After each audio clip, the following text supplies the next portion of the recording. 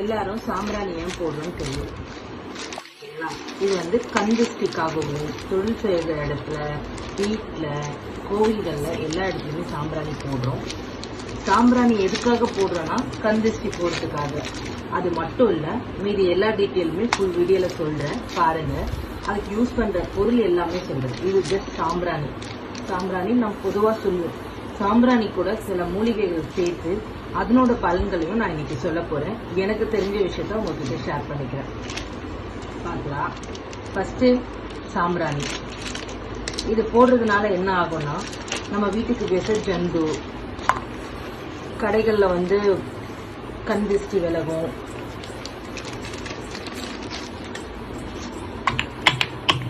இதை வந்து லைட்டாக நசுக்கிட்டு அந்த மிக்ஸி ஜாரில் எடுத்து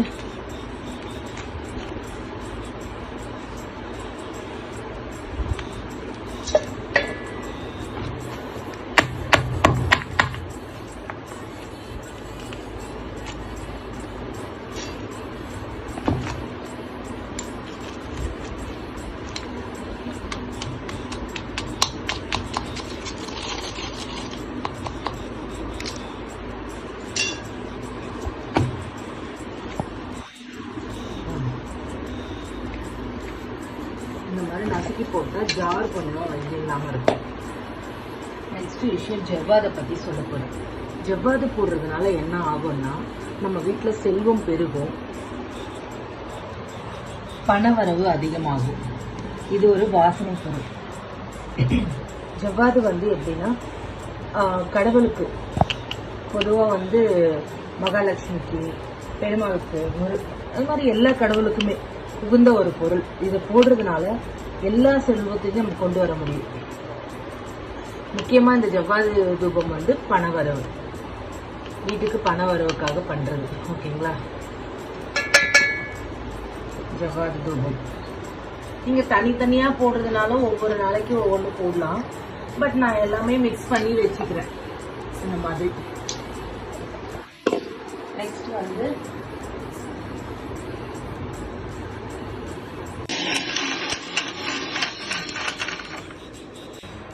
அடுத்தது வந்து துகுலி தூபம். துகுலி தூபம் போடுறதுனால குழந்தைங்களுக்கு ஆரோக்கியம் கூடும்னு சொல்றாங்க. சின்ன சின்ன நோய் நொடிகள் எதுவும் வராது அப்படின்றது துகுலி தூபத்தோட ஐதீகம். துகுலியில வந்து அந்த அந்த புகையை சுவாசிக்கிறதுனால குழந்தைங்களுக்கு எந்த ஒரு நோயும் வராது, குழந்தைகள் ஆரோக்கியமா இருப்பாங்க. இது வந்து துளசி தூபம். துளசி தீபம் போடுறதுனால என்ன ஆகும்னா, திருமண தடை நீங்கும். வீடு கட்டுறது நிக்குது அப்படின்னா வீடு கட்டலாம். வாழ்க்கையில மேலும் மேலும் வெற்றி அடையிறதுக்கு துளசி தீபம். இது வந்து பெருமாளுக்கு ரொம்ப உகந்தது.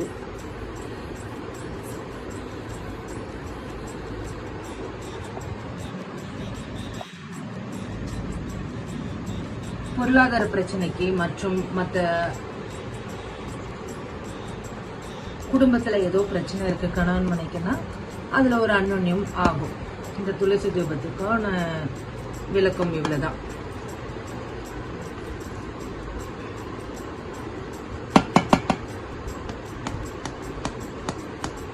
ஒரு 50 கிராம் பாக்கெட் வாங்கிட்டீங்கன்னா, இல்ல நீங்க துளசியை காய வச்சு கூட நீங்க போடலாம்.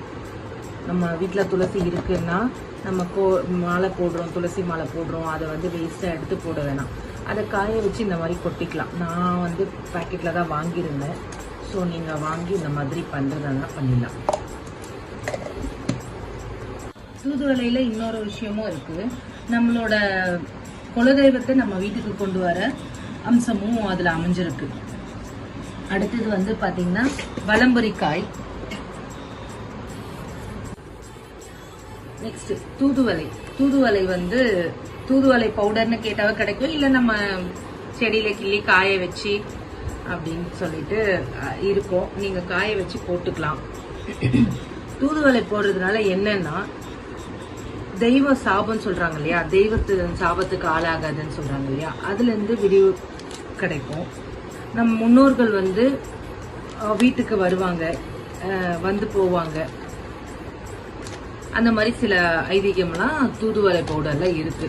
நீங்க தூதுவளை பவுடரை நீங்க சேர்த்துக்கோங்க. சரிங்களா? நம்ம வீட்டுங்களிலேயே கிடைக்கும் தூதுவளை செடியில தூதுவளை கீரை வாங்கி நிழலையே காய வச்சிங்கனாலும் அதை நல்லா பொடி பண்ணி இந்த மாதிரி பண்ணிக்கலாம்.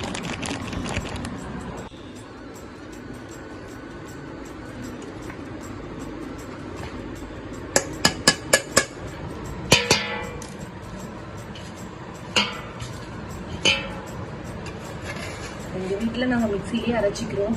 நீங்க வேணா மிஷின்ல கொடுத்து அரைங்க. ஒரு சிலர் வந்து அரைச்சி கொடுக்க மாட்டாங்க. ஸோ எங்க மிக்சி வந்து எனக்கு கொஞ்சம் பர்ஃபெக்டா இருக்கும் இல்லை. ஸோ அதனால நான் மிக்சிலேயே அரைச்சிட்டேன். நெக்ஸ்ட் வந்து நம்ம பார்க்க போகிறது வந்து வலம்புரிக்காய். இந்த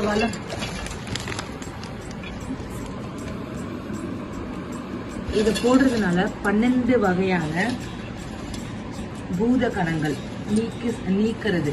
ஓகேங்களா? வாழ்க்கையில எல்லா வளங்களும் கிடைக்கும் நம்மளுக்கு. வலம்புரிக்காயின் கேட்டீங்கனாலே கிடைக்கும். சரிங்களா?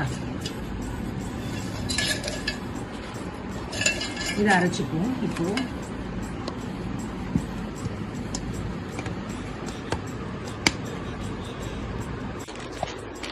இது வந்து அகிலி பட்டை. அகிலி துப்ளின்னு சொல்லுவாங்க. துப்ளி கீழே இருக்கு. ஓகேங்களா? அகிலி வந்து என்னன்னா இருக்கிறதுலேயே சிறந்த செல்வம் வந்து குழந்தை செல்வம் சொல்லுவாங்க. குழந்தை பாக்கியம் இல்லாதவங்களுக்கு இந்த அகிலி வந்து புகை போட்டோன்னா அதோட புகை வந்து நம்மளோட